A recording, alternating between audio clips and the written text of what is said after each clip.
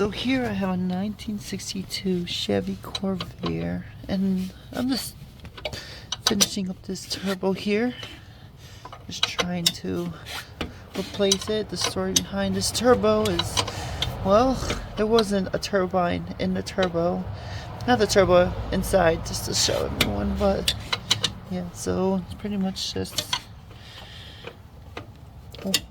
trying to finish what the last owner tried to do, and I'm not too sure why the turbine wasn't there, but this is kind of why I'm making this little series here, because I have no idea about anything with this car. Here's a nice shiny new turbo with the old car. This car does run and drive, and yeah, there's a turbine in there. So I just got it right out. Kind of jimmy it out. Yeah, look at that. That's crazy. Plop that down on this piece of wood. Oh, this is bad. Oh, I was hoping not to get any inside, but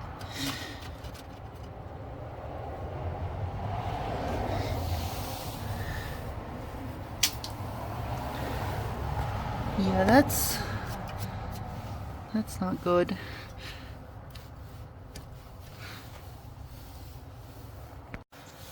So I just put a cloth in there so it doesn't get in there.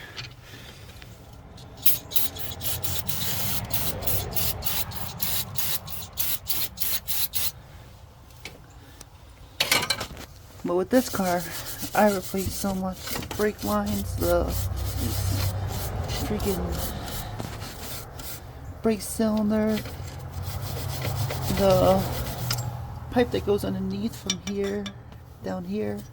There was just a hole in it, so I'm not sure if the last owner drilled it out, but yeah, I don't know what's going on. Just gonna use a wire brush on this. Try to get it minty clean. So take a little look at this turbo housing right here. Man, this is an old gasket. I hope that doesn't have asbestos on it. These don't look like they're gonna come out, so I'll have to order new nubs. That's okay. So, funny story. I got this off using the infamous tune-up method. I might actually be able to reuse that one. I'm not sure about this one, but definitely this one. So, saves me $1. But definitely gonna go to like O'Reilly's or something to replace this one. No, I don't really trust that one. So these screws did work, and they screw in pretty nicely. Yeah. So I'm gonna reuse them. Why not? Probably save me like $5–10. Whoops. Keep that with it. Now, this right here goes into here, but I had to buy new ones because, well, they got stuck, and I tried to pull them out, and I just broke them. So what we're gonna do here is just put this on its other side, not this side.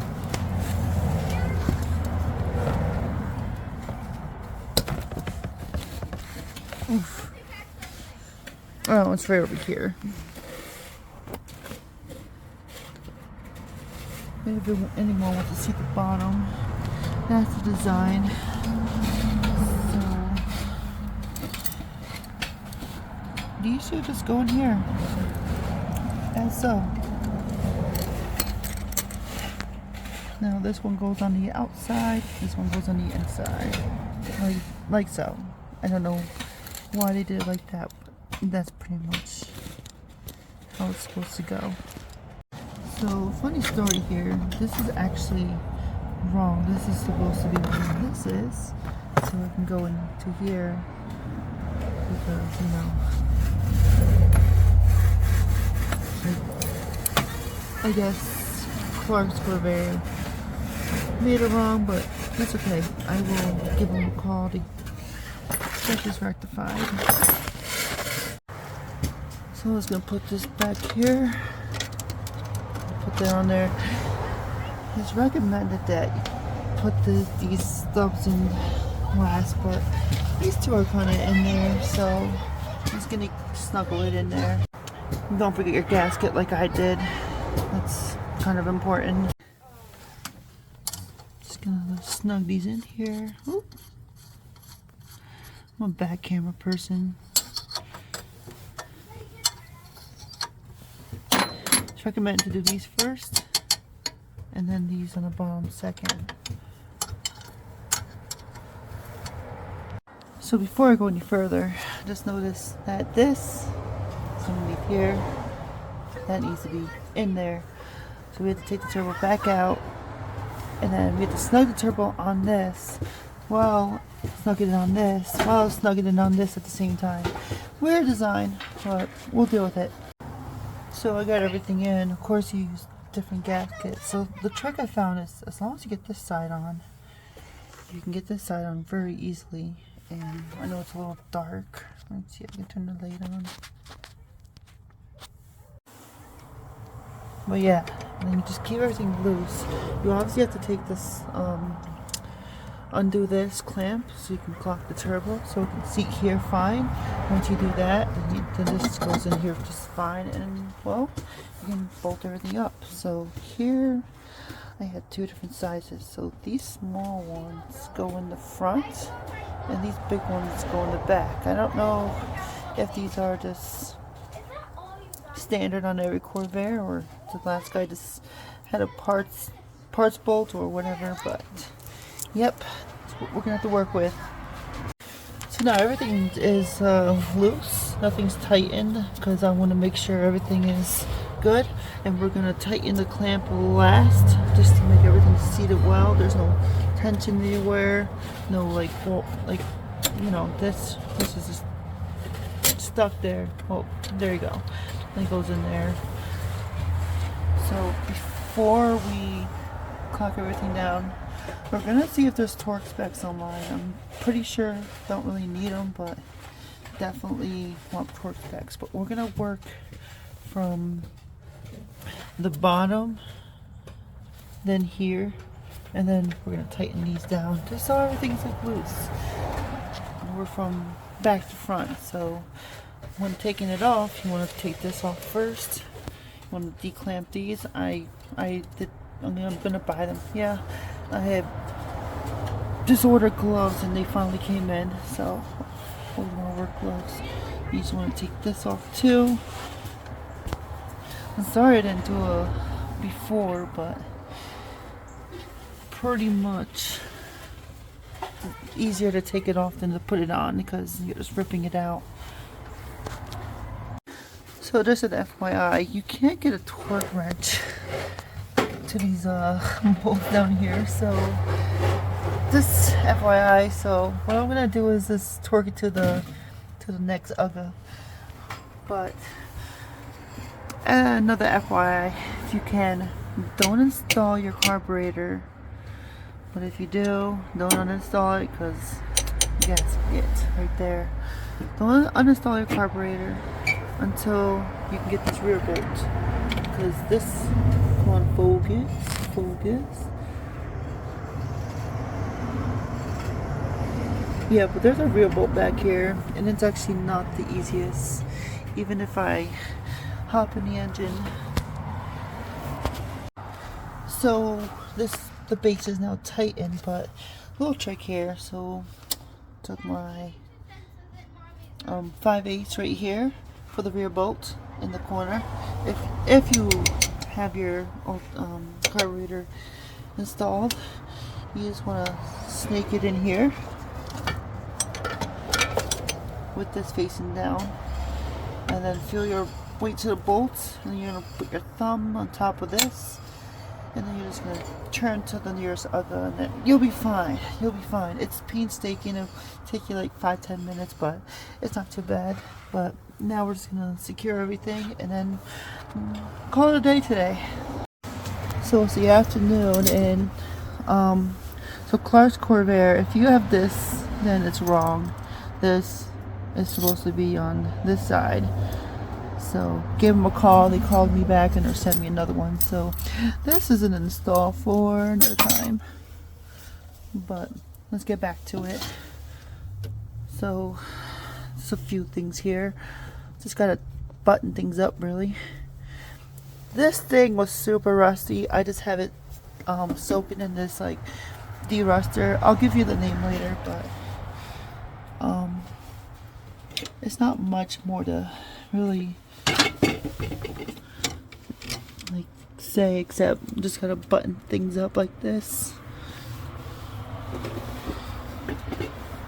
And yeah,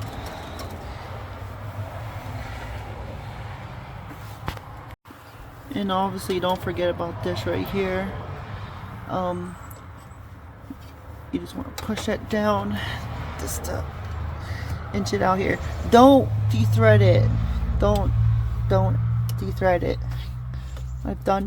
I've seen people do that just to get this situated, and they just failed. I can't do it with one hand, but you guys get the point.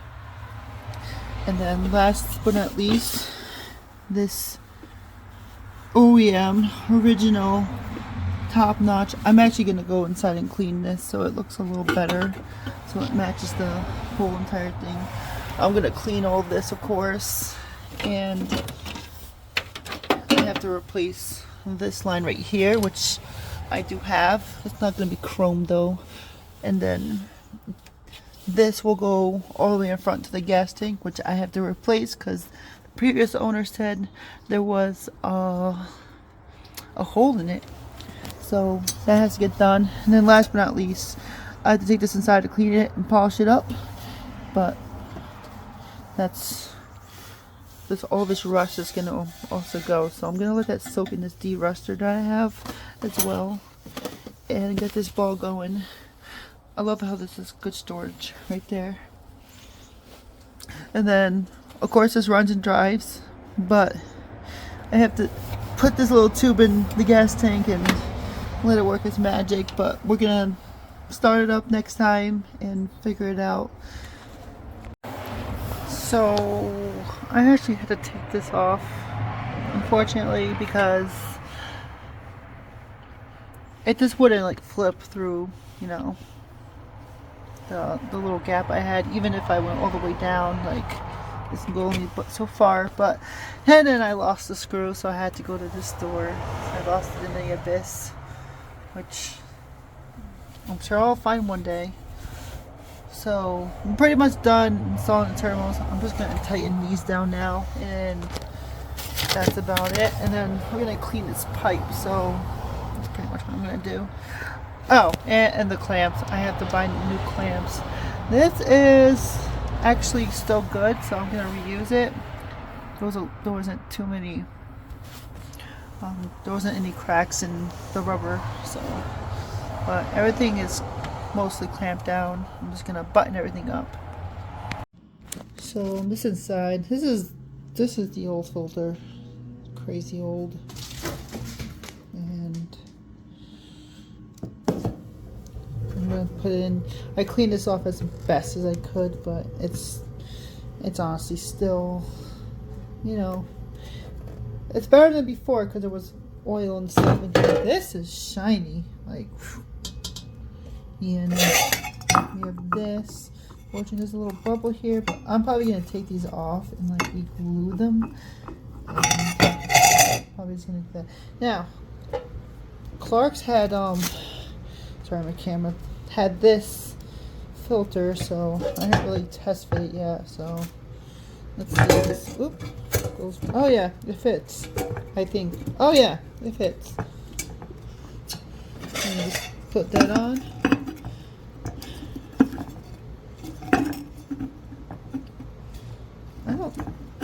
Actually, oh, there you go. And then last but not least, the screw.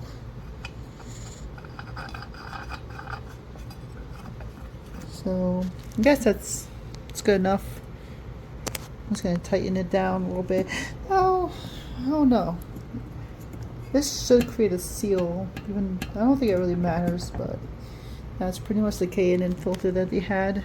But they don't have these little filters anymore. I mean, I don't really know if this is even useful anymore. It's probably like really, really old. The car hasn't been on the road since 1979. So this is probably a filter from the 1970s. Now, of course, the one thing that's getting me is these two holes here. They obviously shine right through, but I don't think that's a big deal. But I'm gonna research what goes there if anyone knows. Let me know, please. So unfortunately, the chrome pipe. Unfortunately, that's the best I can get. It's like 15 degrees here in New York. It's snowing, and but except for that, everything's looking great. I could honestly start it if I can clamp this, but honestly, there's one more thing I have to wait for, which is the carb choke thing that goes to that turbo base right there. And unfortunately, I don't know where I put this part, but I think that's just an oil drain line. And then I have to change the oil because I am pretty certain this oil hasn't been changed since 1979. So, but it does have a fancy amount of oil, so I did add oil. This right here is probably a filter from back in the day. So that's pretty much it for today. We're not going to start it today, of course, but we will get there. We will get there. Now, there's a small look at the turbo here. So, I'm not sure if we can see inside. No, you cannot. I can't even see inside there, but yeah, this is the exhaust side of the turbo, and then, of course, I'm not sure if the turbine broke off at one point, but I'm probably gonna open the turbo up later and see what's going on. But yeah, this is something. That's all I can say. Like, wow.